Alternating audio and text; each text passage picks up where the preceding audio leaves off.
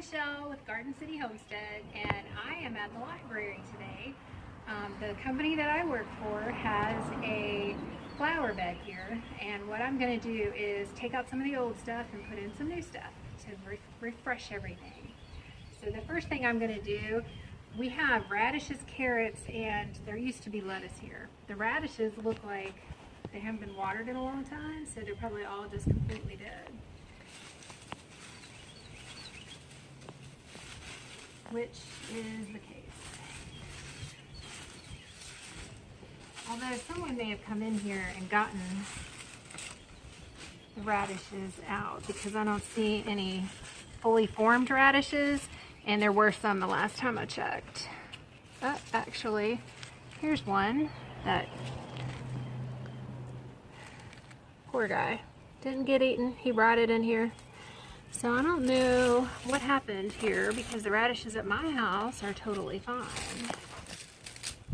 Oh, here's one that might, yeah, that one's edible actually. That's a miracle. All right. So let's get any dead stuff out of here.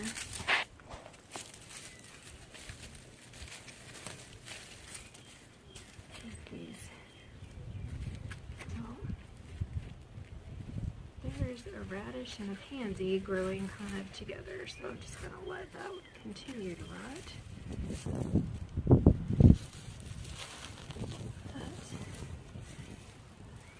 Oh, that does a pansy too. See, I'm real good at this. Was that supposed to be sarcastic or no? Sarcastic. Well, whatever, that one's gone. Oh, there's another radish. Oh, we got two good radishes out of this. A rock.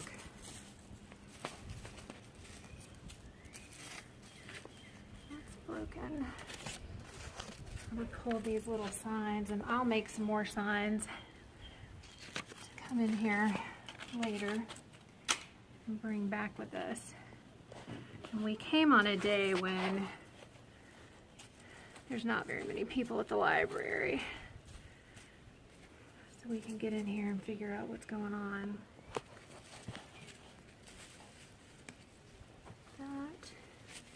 This needs water really bad, is what the real deal is. There are a few weeds growing in here, but not a whole lot.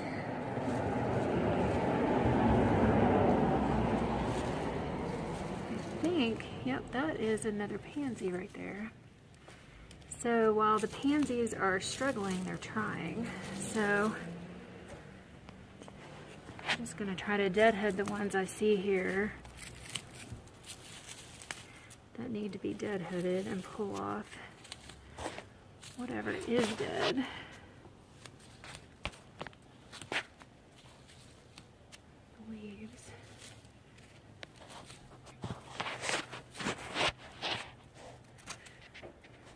Just doing that will refresh this a lot.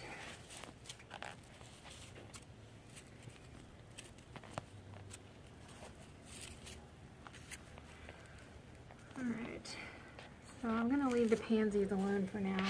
And these are carrots, which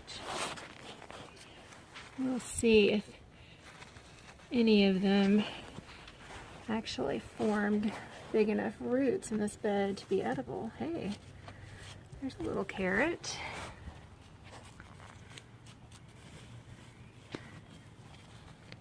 There's another one.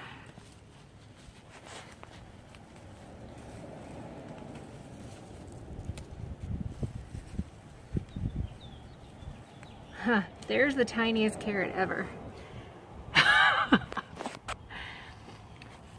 Alright.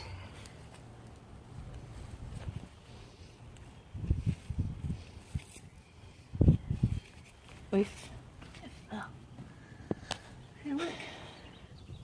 Oh, we got a big one. Yeah, we did get a big one. Just for comparison, This is the size of the carrot. This is the size of my pinky. Like, this thing is so tiny. And it barely even has any color. It looks like it has more color than it actually does on camera. Like, it's mostly white, IRL.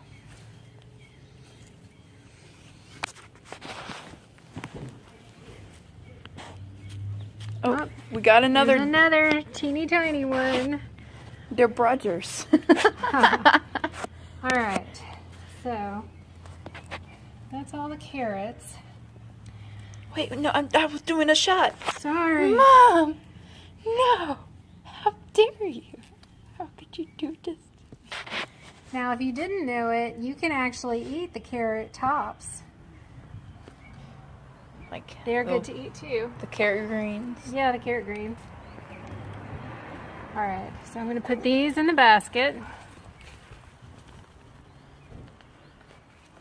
So we can take those home. So hopefully they don't fall through the In this basket. bag, I have alliums and daffodils and Siberkia. I have no idea what that is, but we're planting them in this bed, and I'm going to leave the pansies in the center, although I just saw one more carrot. Decent sized carrot. Yay. All right. What about this one? It's a carrot. Where? Right here. Oh, yep, Lucy found a carrot. Yeah, I think that's it. All right. Not sure.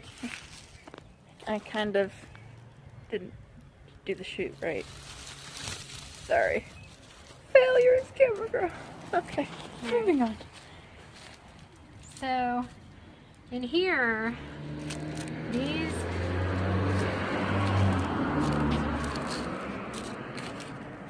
are the daffodil bulbs. They look like onions. I know, they do look like onions. And honestly, Are they edible? no. Well, that's bad. Like, what if you were to... Well, these are flowers. What if you were to... I mean, the bulbs. Like, what if you were to mix them up with onions and be like, oh, hey, let's eat them.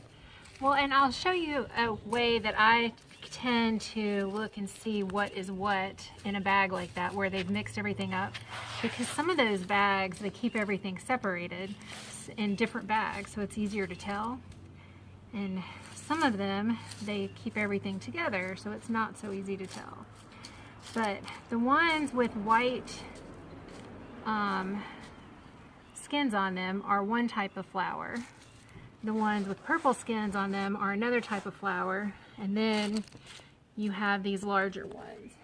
So where did the tag go? Here it is. Thank you. All right, so this says there are 8 daffodils, mixed color. 1, 2, 3, 4, 5, 6, 7, 8. So we know those are daffodils. There are 24 drumstick alliums, and there are 18, and it's kind of broken, Skia Siberica, like America, but Siberica. All right, so the daffodils are going to get 20 inches high. So I'm going to say these are the drumstick alliums, and these are the Siberica.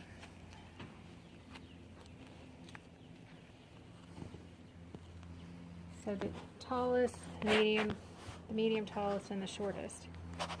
So really what I'm going to do is try to plant them together, because if you have color blocks and groups of plants, it tends to help, helps it look more uniform and nice. So what I'm going to do, because this is seen mostly from the road and from people walking up and down here, I'm going to plant the daffodils kind of over here on this side with some, I think I'm going to plant the daffodils down the middle and then some of the others on each side. I think that'll be good.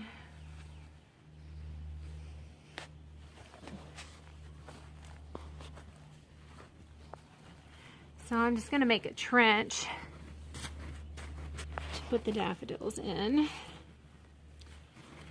And all of these basically need to be about 4 inches down. Now when I see roots in here, I'm throwing them out. Alright, so I need 4 daffodils on each side.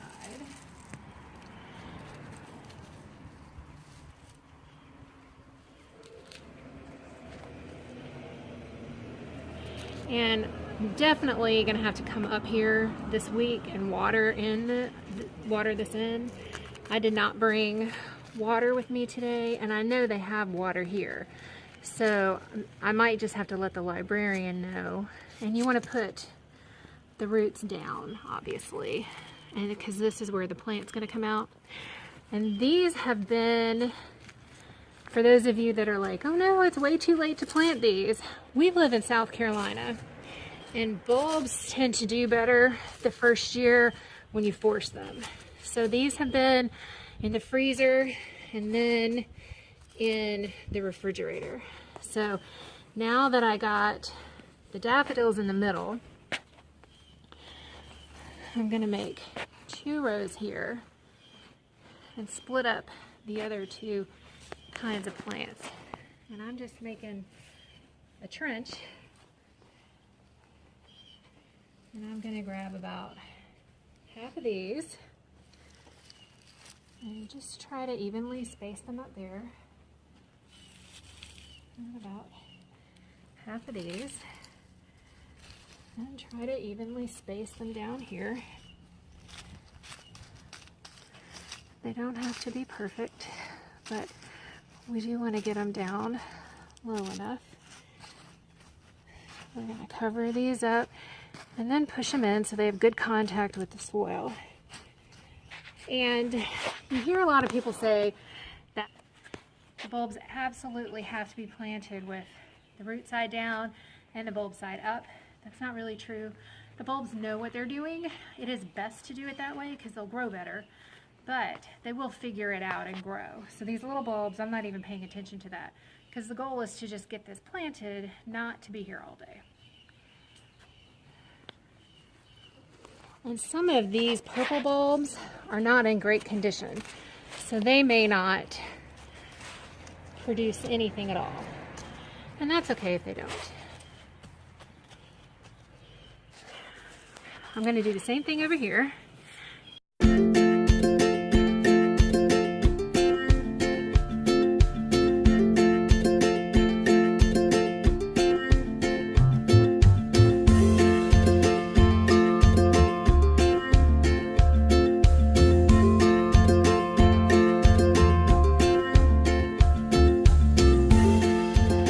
So it's not perfect, but it works. So we got some carrots that we can use for lunch today, and the pansies or violas seem to be doing pretty okay in here. They're spreading out. So we'll see these other guys come up and see what they end up looking like. I'll bring you guys back later. Okay, fixing my hair. All right, so these are the carrots we got today. I'm very excited about those. We can use those in our lunch today. And we have a bunch of flowers planted, which are fantastic. Thanks for joining me at Garden City Homestead, and I will bring you back later this year when these have bloomed. Hi. Talk to you later. I'm home from the library now, and we're going to make roasted carrots with those little carrots. And we are also going to put some Brussels sprouts in there because I have some fresh Brussels sprouts that are ready to pick. So I want to show these to you guys. Now, when I did my garden tour last week, I kind of forgot to come over here because it was toward the end of the day. But these are my vegetable beds. You can see that one's bowed out really bad. And we made them with a Pinterest idea. These are interior closet doors. Now, they're not solid wood, which presents a big problem. And you can see that's why they're bowed out. So I would strongly not recommend that. But let's look at the Brussels sprouts. Now, these are planted way too close together if you know anything about Brussels sprouts. And I need to thin them out badly. But the funny thing is, my rabbit that lives out here is in full view of these Brussels sprouts. And Radar loves these things. He loves the leaves. So if I come out here in the morning and I don't give him Brussels sprout leaves, he starts thumping, which many of you may know is their way of telling you they're not happy. So he's got Brussels sprouts leaves in there right now. And he's nosing his dish like, it's time for me now. So anyway, I'm going to go ahead and pick some of these. And I'm going to put my little bowl right here. I forgot to bring my stand out here. So you can see, hopefully, that the Brussels sprouts on the bottom are small, but they're big enough to pick. And the ones in here, if you can see, are really tiny. So where I've taken the leaves off, they've grown a little more. And then up in there, they're still tiny. Well, that's way better. All right, so what I'm gonna do is just start pulling these off. And they're still tiny, but you know what? They're gonna be good. And it should spur this plant on to make bigger Brussels sprouts at the top. That's my theory. I'm sticking to it. So I'm just gonna take all the Brussels sprouts off the bottom of a few of these plants, and we're gonna see what happens. I might leave the really tiny ones. But we love Brussels sprouts, especially roasted. Now I have to say that if they're not roasted, they might not be as good. But I could eat them like all the time personally. That's how much I like them. And I'm gonna get this guy too.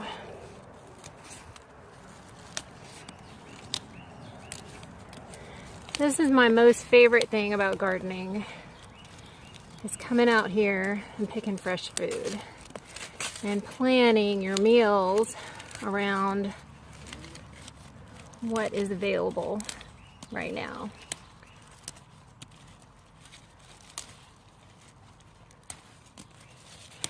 And you know that little baby Brussels sprouts would be a lot more expensive in the store.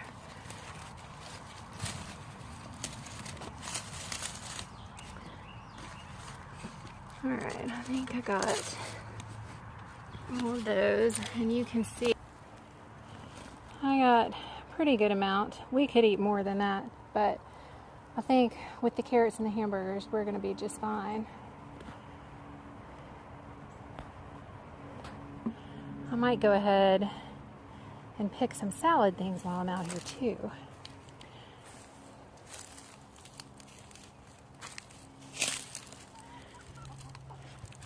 So these are petite snap peas, and oh, they're a little weak. I gave them a lot of water earlier because I could tell. Oh look, here's a, oh no, that's veg.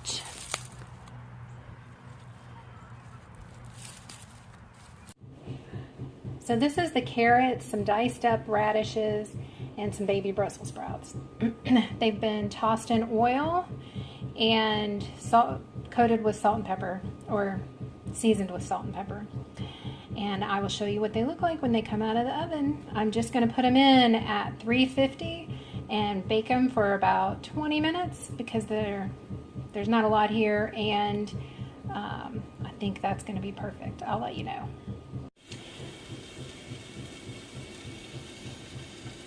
I've done the same thing here with all the greens I got out of the garden today. There are spinach, petite greens, which are these little guys you see here that are delicious. We have radish leaves in here. I have carrot greens in here. So I just kind of have a mixture of greens that I got when I was out in the garden today. So I've got these on medium-low, and I've got oil, salt, and pepper in them. And I will show you after they cook down what the difference is. So I'm just going to cover those up and let them start cooking down. And you can see how deep this pot is. So we've got lots of greens in there. This is what they look like after 5 minutes. So they've gone down significantly, and what I'm going to do, because I'm not quite finished cooking the hamburgers, is turn the heat off and keep it covered up for a little bit. Okay, I just took these out of the oven.